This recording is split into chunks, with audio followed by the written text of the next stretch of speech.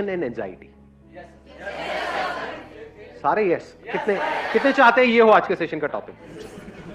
जी, जो depression word है आजकल बहुत कॉमन हो गया है, छोटे छोटे बच्चे भी कह रहे हैं कि मैं डिप्रेस्ड हूं। हंसने वाली बात नहीं है, और वो दवाइयां खा रहे हैं। अब सबसे पहले हमको मिल करके ये समझना है व्हाट इज डिप्रेशन, और फिर देखेंगे कि इसका क्या सोल्यूशन है। क्या ये सिर्फ एक साइकोलॉजिकल सोच है, या फिर इसका फिजिकल जो हमारे अंदर केमिकल जो इम्बैलेंसेस हो रहे हैं ब्रेन के अंदर, उससे भी कोई कनेक्शन है? सर, डिप्रेशन बेसिकली मुझे ये लगता है कि वो चीज़ है जब हम बहुत ज़्यादा एक्सपेक्ट करते हैं और हमें डर होता है कि हम वो एक्सपेक्टेशंस को फुलफिल नहीं कर पाएंगे। वो किसी और की भी एक्सपेक्टेशन हो सकती है, वो हमारी भी एक्सपेक्टेशन होती है। तो जब वो एक्सपेक्टेशन फुलफिल नहीं हो पाती, अल्कोहल ले लेते हैं, सिगरेट्स ले लेते हैं। और सिर्फ सिगरेट और अल्कोहल ही नहीं, मेडिकेशंस हैं बहुत सारी। Yes sir. मेडिकेशन पे हम चले जाते हैं, फिर मेडिकेशन के अपने साइड इफेक्ट्स हैं। बिल्कुल सर। कोई भी मेडिकेशन होती है उसके अपने साइड इफेक्ट्स होते हैं। हाँ जी सर। पॉइंट ये आ रहा है, व्हाट इज डिप्रेशन? पीछे उनको देना मैं, स्टेट ऑफ माइंड पे डिपेंड कर रहा है कि हम नेगेटिव सोच रहे हैं पॉजिटिव। कि जिस तरह से हम सोच रहे हैं, जिस तरह से हमारे फीलिंग्स इमोशंस काम कर रहे हैं, क्या इसके पीछे कोई फिजिकल रीजन भी है? हम क्या करते हैं, हमेशा एक प्रॉब्लम के एक छोटे से फ्रेगमेंट को देखते हैं और उस फ्रेगमेंट पे काम करते रहते हैं। होलिस्टिक अप्रोच नहीं है हमारी। होलिस्टिक मतलब कि हम पूरी तरह से नहीं देखते हैं किसी भी प्रॉब्लम को। मान लो प्रॉब्लम ये है, इसके इतने से एस्पेक्ट को हमने देख लिया या आधे को देख लिया और उस आधे को ठीक करते चले जा रहे हो, क्या उससे वो प्रॉब्लम ठीक हो जाएगी? तो one is psychological, which I agree it is, उसमें कोई डाउट नहीं है कि अगर उल्टा सोचोगे तो फिजिकली हमारे बॉडी के ऊपर रिएक्शंस उस तरह के होने लग जाए। स्ट्रेस होगा तो फिजिकली प्रॉब्लम्स आने लग जाएंगे। बट क्या इसका कोई फिजिकल रीजन भी है डिप्रेशन का? कंसेक्यूटिव फेलियर्स, मतलब that's what I think. Due to consecutive failures, एक बार बंदा फेल हुआ, उसके बाद दोबारा होता है, फिर दोबारा होता है, तो then somewhere the person starts to think that it's not just my belief, it's actually true that I am not that able. तो आप अगेन जो आप बोल रहे हो किस लेवल पे है? वो फिजिकल लेवल पे है, साइकोलॉजिकल लेवल पे? तो ये तो हो गया साइकोलॉजिकल, जिस पे मेरे बहुत सारे सेशंस ऑलरेडी हैं कि फेलियर से कैसे डील करना है, नेवर गिव अप, लाइफ को किस तरीके से देखना है कि एक इवेंट का एंड आपकी लाइफ का एंड नहीं है। क्या इसके पीछे कोई फिजिकल रीजन भी है या नहीं है? फिजिकली कुछ ऐसा हो रहा है हम सबके साथ में जहां पर कोई बहुत बड़ी गड़बड़ है, और उस फिजिकल की वजह से psychologically we are not feeling good. कई बार ऐसा नहीं होता कि उल्टा सीधा कुछ नहीं हुआ है आपके साथ में, मतलब सब कुछ ठीक चल रहा है, फिर भी आपको अच्छा नहीं लग रहा, यू आर फीलिंग बैड। ऐसा हुआ है या नहीं हुआ है? मतलब बिना किसी वजह के ही मूड खराब है, ऐसा होता है नहीं होता है? ऐसा क्यों होता है?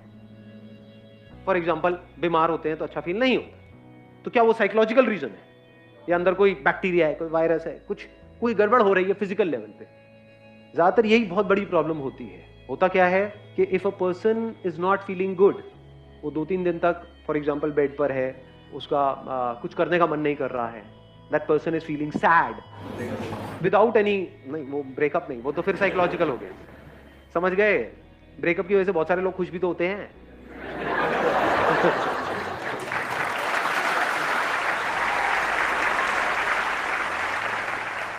ध्यान से समझना, आप किसी डॉक्टर के पास में जाओगे तो वो साइकोलॉजिकल पे ज्यादा ध्यान नहीं देगा।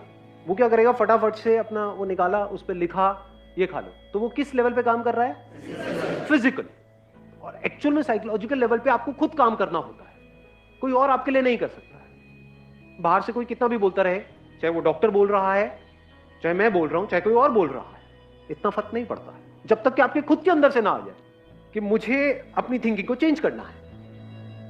तो साइकोलॉजिकली अपने आप को कैसे ठीक करना है, वो किसके हाथ में कंट्रोल है?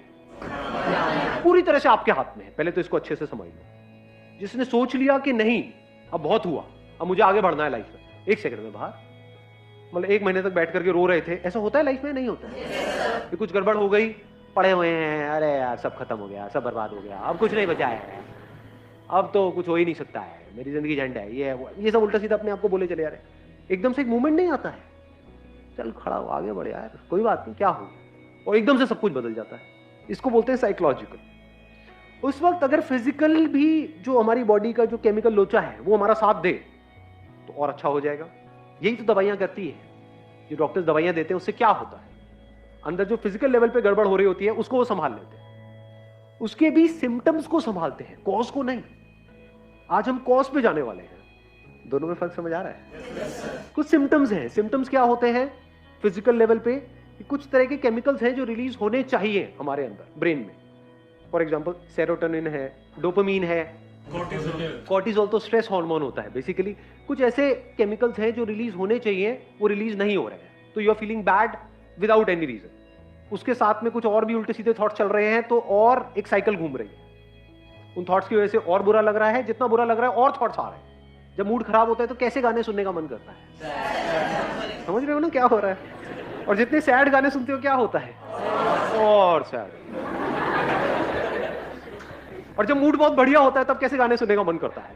एनर्जेटिक। समझ रहे हो ना ये कैसे एक दूसरे को इंपैक्ट करता है, फिजिकल और साइकोलॉजिकल। इन दोनों को अगर हम समझ पाएं और इन दोनों लेवल्स पे अच्छे से काम करें, तब जाकर के इस प्रॉब्लम का हम एक्चुअल में परमानेंट सॉल्यूशन निकाल पाएं।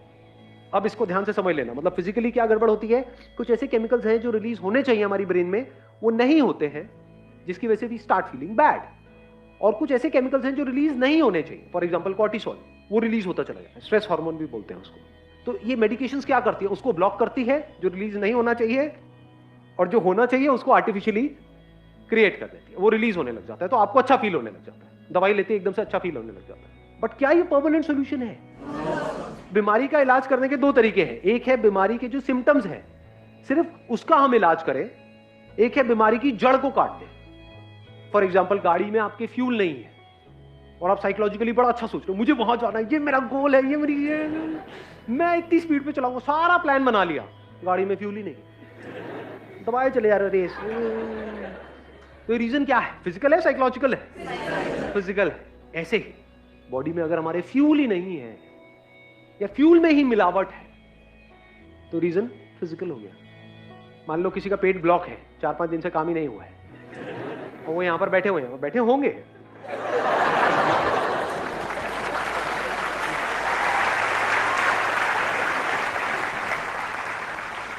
क्या वो